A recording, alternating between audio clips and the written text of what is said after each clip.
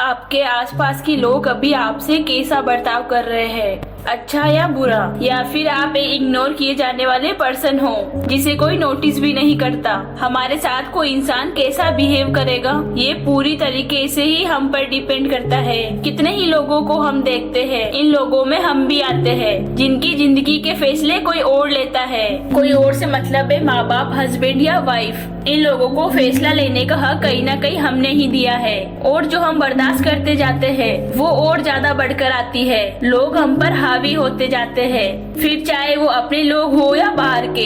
इंसान की तो फितरत ही है, खुद से कमजोर कोई दिखा तो हावी हो जाते हैं। आपने देखा होगा जो आप पर हुक्म चलाने की कोशिश करते हैं, उन पर कोई तो होगा जिसके सामने इन लोगों की आवाज तक नहीं निकलती। जितनी जल्दी हो सके हमें ये समझ लेना चाहिए कि कमजोर लोगों के लिए कोई जगह नहीं है। आप पूरे दिन में जो काम करते हो उसमें से कितने काम ऐसे हैं जिसमें आपकी मर्जी चलती है। पूरे दिन हम दूसरों की मर्जी के हिसाब से काम कर रहे हैं, तो हम में और किसी पालतू जानवर में कोई फर्क ही नहीं रह जाता।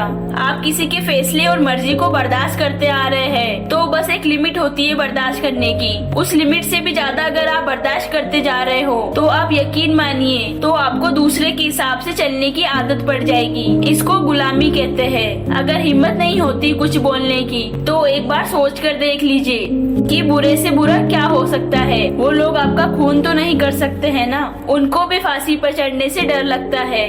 किसी की भी गुलामी करना अच्छी बात नहीं, ना दूसरों की ना ही अपनों की। कुछ लोग तो खुश होने के लिए भी दूसरों पे डिपेंड होते हैं, एक तरीके से गुलाम होते हैं। दूसरा लोग कुछ बुरा ना कहते, दूसरों को खुश करने के लिए अपने बात करने का तरीका, अपने कपड़े पहनने का तरीका सब बदलने को तैयार हो जाते हैं। ऐसा लोग करते हैं जबकि ऐसा करने की कोई जरूरत नहीं।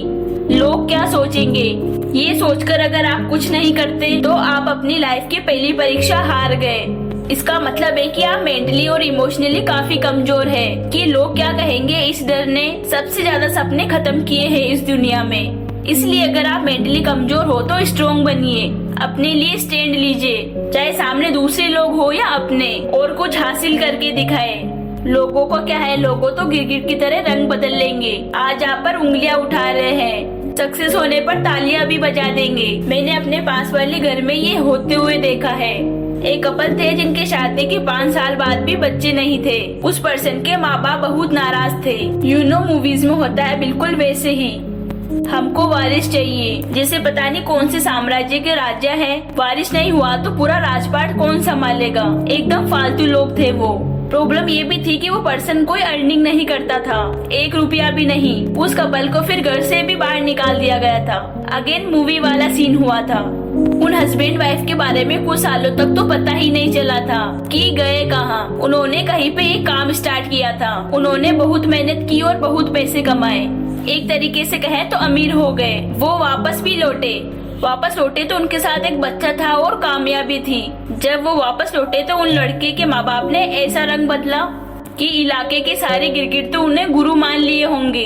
मैं ये कहना चाहती हूँ कि जब खुद के माँ बाप इस तरीके से हो सकते हैं तो दूसरे लोगों से हम क्या उम्मीद कर सकते हैं। जब आप लूजर होते हैं तो आपके खुद के घर वाले आपके खिलाफ होते हैं। जब आप कामयाब हो जाते हैं तो सब आपके आगे पीछे घूमते हैं। वो आपके आगे पीछे नहीं घूमते, वो आपकी कामयाबी और पैसे के आगे पीछे घूमते हैं। इसीलिए लाइफ में कामयाबी और पैसा बहुत इम्पोर्टेंट होता है। आपको मेंटली स्ट्रॉन्ग बनना पड़ेगा, सिर्फ मेंटली, क्योंकि आपको कोई जंजीरों से बांध नहीं रखा उन्होंने। जो फिजिकली स्ट्रॉन्ग बनना है, सारी कमजोरियाँ और गुलामियाँ दिमाग में है। इसलिए मेंटली स्ट्रॉन्ग बनिए। जब हम मेंटली कमजोर गुलाम बन जाते हैं फिर हमारी ताकत किसी काम की नहीं रहती। इसका बेस्ट एग्जाम्पल है सर्कस का शेर। कमजोर लोग सरवाइव नहीं कर पाएंगे, इसलिए स्ट्रॉन्ग बनिए। और वीडियो खत्म कर दे। Thank you for so watching. ऐसी कड़वी बातें और सुन सकते हैं तो सब्सक्राइब कर लीजिए। Thank you so much.